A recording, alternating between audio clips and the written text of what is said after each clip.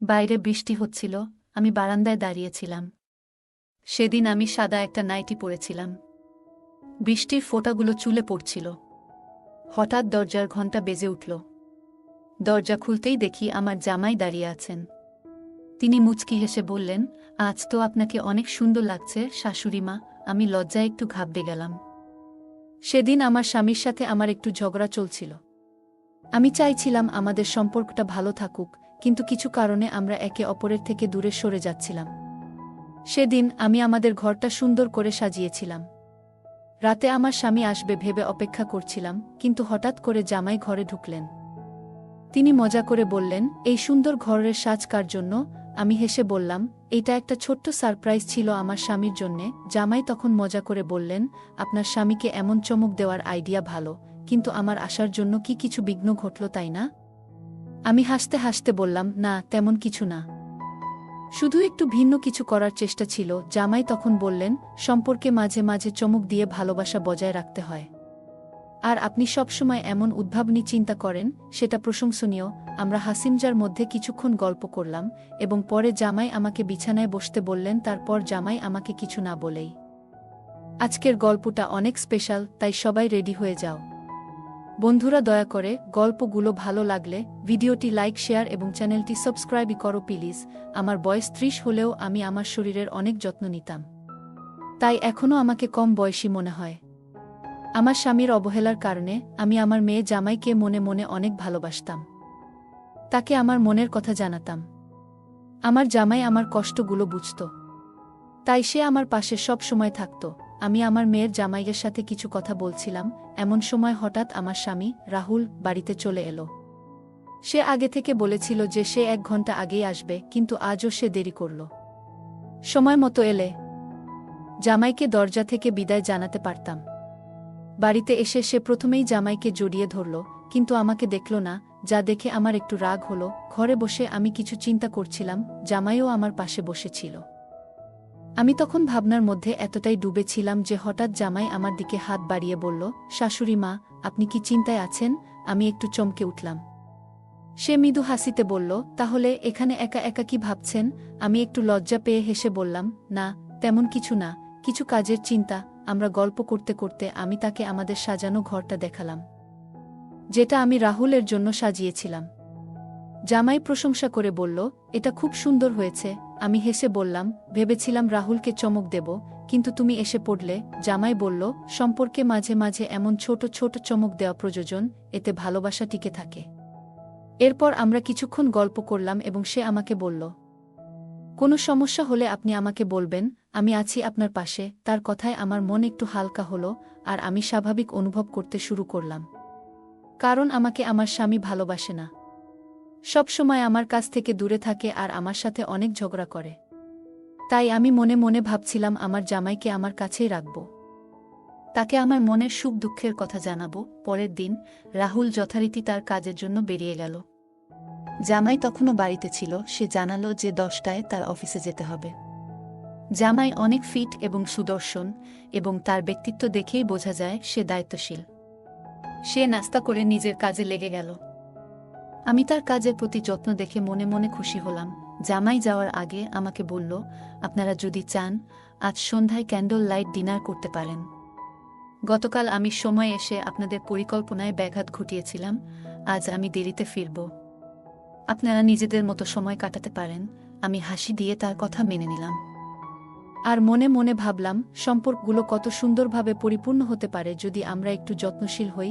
রাহুল সারা দিন আমার সাথে খুব একটা কথা বলেনি, যদিও আমি বিকেলে তার জন্য ডিনার রেডি করেছিলাম। সন্ধ্যায় যখন সে বাড়িতে এলো, তাকে কিছুটা ক্লান্ত দেখাচ্ছিল।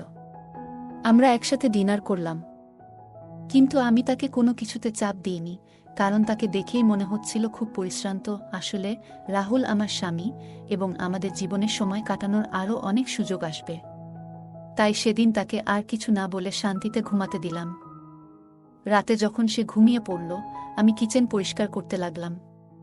তখন প্রায় রাত 10টা বেজে গেছে এবং আমি আমার নীল গাউন পরেছিলাম। আমার জামাই তখনও বাড়ি ফেরেনি। আমি ভাবছিলাম তাকে ফোন দেব কিনা। ঠিক তখনই দরজা খুলে গেল এবং সে বাড়িতে ঢুকল। আমি তাকে জিজ্ঞেস করলাম, তুমি কি খেয়েছ? সে জানালো, হ্যাঁ, সে বাইরে খেয়েছে। কিছুক্ষণ পর সে নিজের ঘরে চলে গেল, আর আমি আমার ঘরে ফিরে গেলাম। আমি শুয়ে শুয়ে আমার জামাইয়ের কথা ভাবছিলাম। এইভাবেই দিনগুলো কেটে যাচ্ছিল। আমার জামাই সকাল 10টা থেকে বিকেল 5টা পর্যন্ত অফিস করত। সে প্রায়ই আমাকে বাড়ির কাজে সাহায্য করত। তার এই সহযোগিতা দেখে আমি ভাবলাম, আমার মেয়ে কত ভাগ্যবতী যে এমন একজন যত্নশীল এবং সাহায্যকারী মানুষকে জীবনসঙ্গী হিসেবে পেয়েছে। একদিন আমি রাহুলের কাপড় ঠিক করছিলাম, তার শার্টগুলো ধোয়ার জন্য আলাদা করছিলাম। হঠাৎ আমি তার প্যান্টের পকেট থেকে মুম্বাই যাওয়ার একটি টিকিট পেলাম। আমি তাকে জিজ্ঞেস করলাম, এই টিকিটটা কি? সে বলল, হ্যাঁ, অফিস থেকে আমাকে মুম্বাই যেতে হবে, ওখানে একটা অফিস পার্টি আয়োজিত হয়েছে। আমি তখন ভাবলাম, সে হয়তো আমাকে সঙ্গে নিয়ে যাবে। আমি তাকে বললাম, পার্টিতে আমাকে সঙ্গে নিয়ে চলো, আমাদের একসাথে ভালো সময় কাটানো হবে। কিন্তু সে হেসে বলল, এই পার্টি অফিসের সবার জন্য, এটা পারিবারিক কোনো আয়োজন নয়, তাই তুমি যেতে পারবে না। তার কথায় আমি একটু হতাশ হয়ে পড়লাম, কারণ আমি আশা করেছিলাম হয়তো আমরা একসঙ্গে সময় কাটাবো। পরের দিন সে মুম্বাই চলে গেল 4 দিনের জন্য। সেই সময় আমার জামাইও অফিসে পার্টির জন্য প্রস্তুতি নিচ্ছিল। সে আমাকে তার অফিসের পার্টিতে নিয়ে যাওয়ার প্রস্তাব দিল। আমার স্বামী যেখানে আমাকে কোথাও নিয়ে যেতে আগ্রহী ছিল না, সেখানে আমার জামাই আমাকে ভালো সময় কাটানোর সুযোগ দিল। আমি অনেক সুন্দর একটি নীল শাড়ি পরেছিলাম, যা আমাকে অনেক সুন্দর লাগছিল। জামাই আমাকে দেখে অবাক হয়ে গেল। বলল, শাশুড়ি মা, তোমাকে অনেক সুন্দর লাগছে। আমি তার কথায় একটু লজ্জা পেয়ে গেলাম।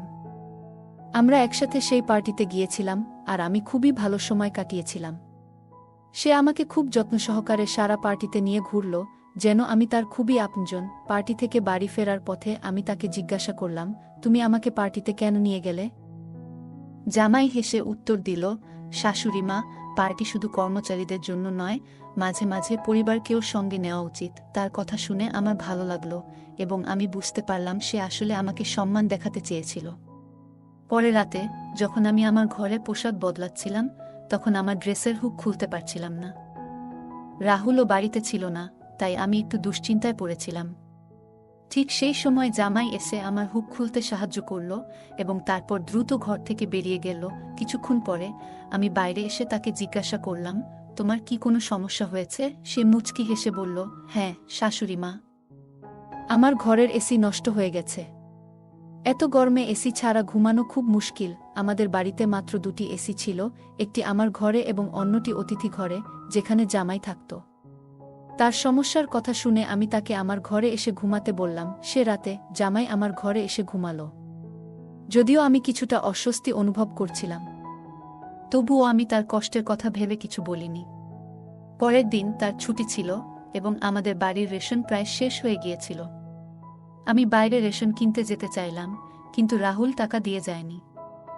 আমি একটু চিন্তায় পড়ে গেলাম। ঠিক সেই মুহূর্তে জামাই বলল, মা, আমি এই বাড়ির সদস্য, আপনি চিন্তা করবেন না। এই মাসের রেশন আমি কিনে দেব। আজ দুপুরের খাবার আমরা বাইরে খাব। তার কথায় আমি স্বস্তি পেলাম, এবং আমরা বাইরে বেরোনোর জন্য প্রস্তুতি নিলাম। প্রথমে জামাই আমাকে একটি রেস্টুরেন্টে খাওয়াতে নিয়ে গেল। খাওয়া দাওয়া শেষ হলে আমরা মলে শপিং করতে গেলাম। মলে যা কিছু আমার পছন্দ হলো, জামাই তা আমাকে কিনে দিল। রেশনের পাশাপাশি আমি নিজের জন্য অনেক কিছু কিনলাম, এবং সমস্ত খরচ জামাই দিল। রাহুল প্রায়ই আমাকে বকাঝকা করত যদি আমি রেশনের বাইরে কিছু কিনতাম, কিন্তু জামাই কিছুই বলল না। সে চুপচাপ যা কিছু দরকার ছিল সবই কিনে দিল। তার এমন ব্যবহারে মাঝে মাঝে মনে হচ্ছিল যেন সে আমাকে খুশি করার চেষ্টা করছে। সেদিন রাতে আমি মল থেকে কেনা নতুন নাইট ড্রেসটি পরেছিলাম। জামাই আমাকে সেই ড্রেসে দেখে একটু বিস্মিত হয়ে গেল এবং বলল, শাশুড়ি মা, আপনি খুব সুন্দর লাগছেন। সেই রাতে আবারও সে আমার ঘরে ঘুমাতে এসেছিল, কারণ অতিথি ঘরের এসি নষ্ট হয়ে গিয়েছিল। মাঝরাতে ঘুমের মধ্যে আমি বুঝতে পারি যে আমি তার খুব কাছে চলে এসেছি। ঘুম থেকে উঠে আমি দ্রুত দূরে সরে গেলাম এবং নিজের কাজে মন দিলাম। আজও জামাই ছুটি নিয়েছিল। নাশতা সেরে আমি যখন রান্নাঘরে বাটি পরিষ্কার করছিলাম, তখন সে পেছন থেকে এসে হালকা চিমটি কাটল। আমি চমকে গেলাম এবং হঠাৎ ভারসাম্য হারিয়ে তার উপর পড়ে গেলাম। সেই মুহূর্তে আমরা একে অপরের খুব কাছাকাছি ছিলাম, এবং আমার হাতের ময়দা তার মুখে লেগে গেল। এটি দেখে আমরা দুজনেই হেসে উঠলাম।